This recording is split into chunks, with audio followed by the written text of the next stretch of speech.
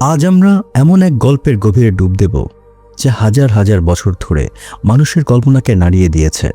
11,000 বছর আগের এক ঝলমলে বিকেলে, যখন উষ্ণ দিনের শেষে সূর্য ডুবছিল, শিশুরা খেলছিল আর নারীরা অবসরে হাসছিল, ঠিক তখনই ঘটল এক অভাবনীয় ঘটনা। কয়েক মিনিটের মধ্যে এক স্বর্গীয় রাজ্য বিলীন হয়ে গেল সমুদ্রের অতলে। এই ধ্বংস এতটাই ভয়াবহ ছিল যে একটি সম্পূর্ণ উন্নত সভ্যতা হারিয়ে গেল পৃথিবীর বুক থেকে, যা কোনো চিহ্ন আজও খুঁজে পাওয়া যায় না। প্রাকৃতিক দুর্যোগ আর স্রষ্টার ক্রোধে এই সভ্যতা পরিণত হলো এক চির রহস্যে। অনেকেই হয়তো বিশ্বাস করতে চান না আটলান্টিসের অস্তিত্ব, কিন্তু কিছু মানুষের কাছে আজও এটি জীবন্ত কিংবদন্তি। আজ আমরা রহস্যচক্রে আপনাদের সামনে তুলে ধরব সেই হারিয়ে যাওয়া আটলান্টিসের সম্পূর্ণ গল্প। কি ঘটেছিল সেই সভ্যতার সাথে, কেনই বা এটি ধ্বংস হলো, আর এর বিশেষত্বই বা কী ছিল যা আজও আমাদের বিস্মিত করে। চলুন তবে শুরু করা যাক আজকে এই রহস্যময় যাত্রা।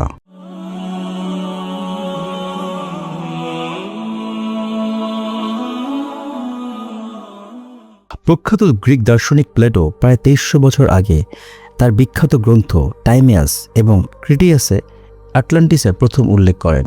তিনি দাবি করেন তারও 9000 বছর আগে এই উন্নত সভ্যতা আটলান্টিক মহাসাগরে বিদ্যমান ছিল। প্লুটোর মতে আটলান্টিস ছিল একটি বিশাল বৃত্তাকার দ্বীপরাজ্য যা আকারে পুরো এশিয়ার চেয়েও বড় ছিল। আটলান্টিস ছিল সবুজে ঘেরা উর্বর ভূমির এক দেশ। এখানে ছিল সুউচ্চ দালান, খনিজ সম্পদে ভরা পাহাড় আর স্থাপত্য শৈলী। তাদের নির্মাণ কৌশল মিশরের পিরামিড, চীনের মহাপ্রাচীর আর আজকের বুর্জ খলিফার চেয়েও উন্নত ছিল। প্লুটো বলেন আটলান্টিসের মানুষের প্রযুক্তিগত দিক থেকে অনেক এগিয়ে ছিল। তাদের অলৌকিক ক্ষমতা, অপ্রাকৃত শক্তি ছিল যা তাদের প্রায় দেবতাদের মতো করে তুলেছিল। তারা এতটাই ধনী ছিল যে পৃথিবীর আর কোনো সাম্রাজ্যের এমন সম্পদ ছিল না। নতুন কিছু গবেষকের মতে আটলান্টিসের মানুষ শুধু পাথর দিয়েই নয়, কাজের মাধ্যমে শক্তি উৎপাদনের দক্ষ ছিল। তাদের বাণিজ্য ব্যবসা ছিল অত্যন্ত শক্তিশালী। সমুদ্রপথে তারা বিশ্বজুড়ে বাণিজ্য করত। শহরের কেন্দ্রে ছিল সমুদ্রদেবের এক বিশাল সোনার মূর্তি। কথিত আছে তাদের কাছে এমন প্রযুক্তিও ছিল যার সাহায্যে তারা আকাশপথেও ভ্রমণ করতে পারতেন। তবে প্লুটো আটলান্টিসে শুধু ভালো দিকের কথাই বলেননি, তাদের দুর্বলতা আর পাপের বর্ণনাও দিয়েছেন। প্রযুক্তি আর ক্ষমতার নেশায় মত্ত হয়ে আটলান্টিসের মানুষ নিজেদের দেবতা ভাবতে শুরু করে। তারা লোভের বশবর্তী হয়ে আশেপাশের সাম্রাজ্যগুলো আক্রমণ করে, নিরপরাধ মানুষকে হত্যা করে এবং বিলাসবহুল জীবনে অভ্যস্ত হয়ে পড়ে। নৈতিকতা হারিয়ে তারা বিভিন্ন পাপাচারে লিপ্ত হয়। এই কারণে স্রষ্টার ক্রোধ নেমে আসে তাদের উপর।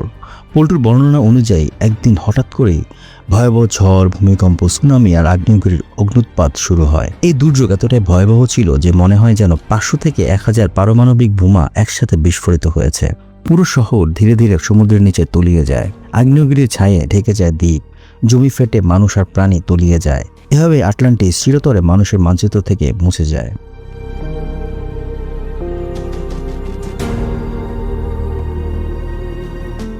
আজও অনেক গবেষণা আটলান্টিসের প্লুটোর কল্পনা মনে করেন, তবে কিছু ইতিহাসবিদ দাবি করেন এই শহর সত্যিই ছিল এবং আজও আটলান্টিক মহাসাগরের তলদেশে এবং ধ্বংসাবশেষে লুকিয়ে আছে।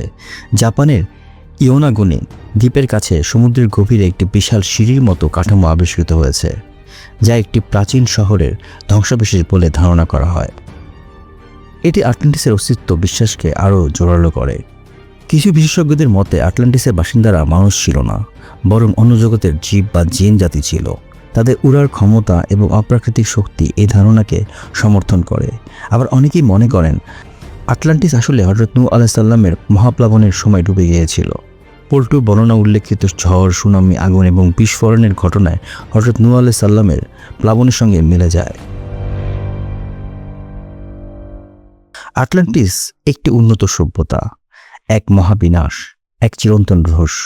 এটি আজও মানুষের মনে এক অমীমাংসিত প্রশ্ন হয়ে যায়। এর অস্তিত্ব কি কেবল গল্পকথা, নাকি এক ধ্বংসবিশেষ আজও সমুদ্রের গভীরে আমাদের অপেক্ষায় আছে? সে উত্তর হয়তো সময়ের সাথে সাথে উন্মোচিত হবে। রহস্যচক্রে এরকম আরও অনেক ইতিহাস, সভ্যতা ও মানব জীবনের অজানা দিক নিয়ে আমরা আসবো আপনাদের সামনে। আমাদের সাথে থাকতে রহস্যচক্র চ্যানেলটি সাবস্ক্রাইব করুন এবং বেল আইকনটি ক্লিক করুন, যাতে নতুন কোনো গল্প মিস না হয়। আর দেখা হচ্ছে নতুন কোনো ভিডিওতে। ততদিন পর্যন্ত ভালো থাকুন, সুস্থ থাকুন। ধন্যবাদ।